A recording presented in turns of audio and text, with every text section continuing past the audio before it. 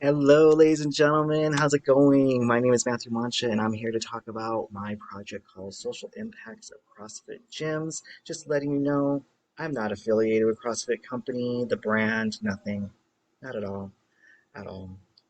But just want to let you know, my partner here, Elias, is very fascinated with CrossFit. He likes the methodology, he likes the workouts, he loves to work out a lot. He loves going to different gyms. He's a sport type guy. You name it, he's all into that. And he's been trying to get me involved with this whole thing for quite some time, but I've been kind of ignoring him. Don't worry. Eventually, I kind of caved in because once I started learning that for Capstone project, we can actually do developmental strategies for this MBA program. So we're going to be building a company forum called Let's Get Fit LLC, and we are definitely trying to do the overall well-being. He's deeply concerned about people's healthy image, their bodies, you name it. He's deeply concerned about that because that can lead to depression. He's tired of seeing people so young with diabetes, emphysema, and he's like, "Come on, we can't be doing this to ourselves. We can't. We got to do something different." So, a few definitional words: social entrepreneur is someone who has an innovative idea and potential to solve a community problem. That's kind of the area that me and him are at. We're going to be like social entrepreneurs, we're going to solve a community problem, and we're targeting health, image, and how we're going to help the environment to do so. So, a social enterprise, which is the company we're building, focused on these primary objectives for the community. So that means that if we're focusing on the environmental part, we're going to be looking at how can we build the environment in a way that is not going to harm someone else if they're going to be in our gym or they're going to be in the surrounding area in the community. That's something really big. So, how did we formulate a strategic plan? We use this methodology in our research here called triangulation, which is quantitative and qualitative research, and we're combining them together to make a brand new research method and strategy between them both. And there's many different ways of doing this. There's data, there's investigative, there's theory, and methodology. So for investigative, I don't have time to hire on a bunch of researchers myself and compile data that way. So we're really not going in that direction. But we are basically using all four because I'm the one investigating all of the data that's coming through. I'm compiling the data together, I am slimming it down, and I'm trying to compare, contrast it, cross-reference it as fast as I can because we have a short time frame with these projects. So we're going to make this happen. So the location that he wants to go for is in San Diego. And San Diego, here's some basic demographics. We have all this here, but we need to start slimming it down because San Diego County is a pretty big area. We have a lot of people here, and we can't just go, oh, by the way, it's just all right here. So we got to slim it down. And the way how we figured to slim it down is by doing the data sets from the health department. One data set's coming from the poverty data set, and the other is coming from the environmental and health section within the data sets itself. So we're going to compare and contrast those data sets. Here's an example of what we did, and you can see here the data tables are not going to be in set. They're not going to be numbered 1, 2, 3, or 4. They're going to be different because we are focusing on the disease itself and in alphabetical order. So emphysema for the poverty data set you see here. Then you see the environmental, which is emphysema, and then the environmental burdens. So the two different data sets you see.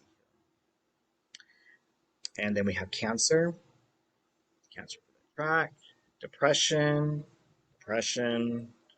We have diabetes.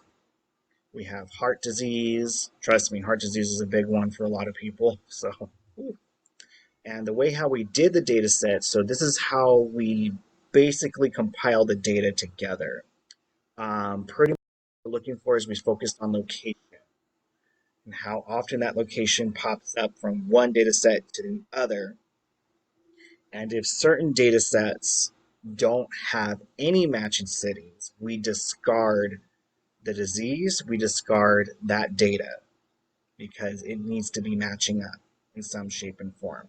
So right here, like we see Lemon Grove matches up with Lemon Grove here, either at death rates or hospitalizations. And then you see southeastern San Diego, which also matches up on this data set. So we took both of those and we see how frequent they show up. You can see here that Lemon Grove has at least 3 hits, at least. And then you see southern San Diego only has 2. The ratings from the previous data sets, you can see where they kind of stand and where we started to really making our determinations. So in the end, emphysema for Lemon Grove, the pollution rate's about 54.9. There's low social economic status. Hospitalization is about 47% out of 100K of residents.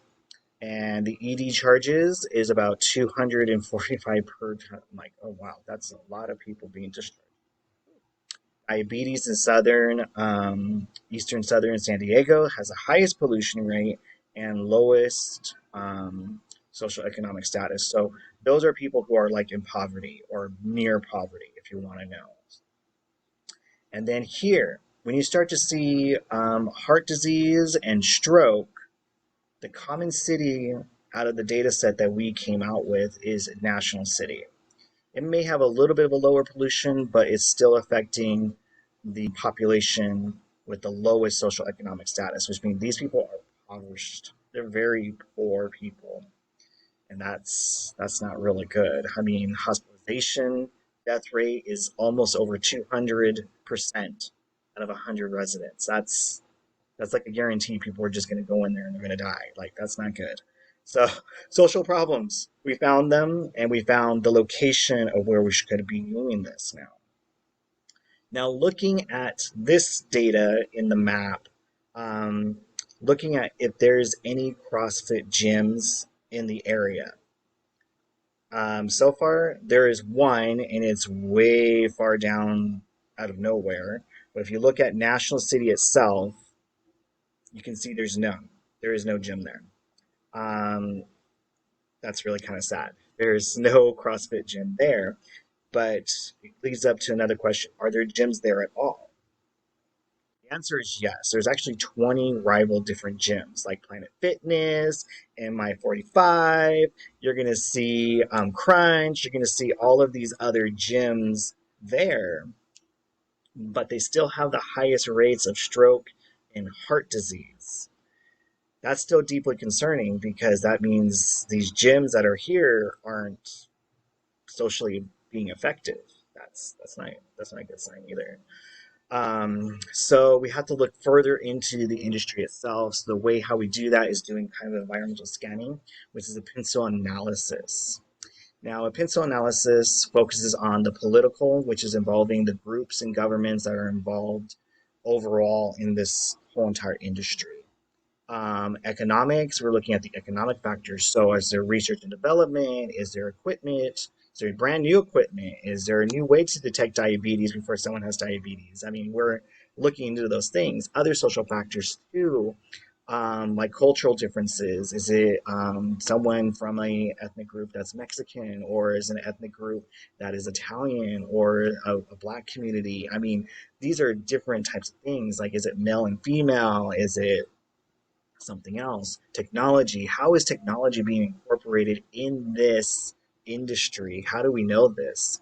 Legality, yeah, legal factors. Legal factors is a big deal. Like doing anything or CrossFit, like putting the words or name or anything like that, you have to be trademarked in. So you got to be careful with that. The environment. Now that's another thing. Gyms actually produce a lot of environmental issues, a lot of waste, one-time use. They have a lot of things with plastics. I mean, you name it. So when we started compiling the data, this is what we came up with so far. California does have a studio health service law, which pretty much means that if you're going to cancel the contract less than 3 days, you don't really have to pay a fee. That's kind of some of them. And sometimes those contracts can go up as well. They can up them as well. But also the government does need to get involved and invest more into this industry, more health conscious history, and advance more public health.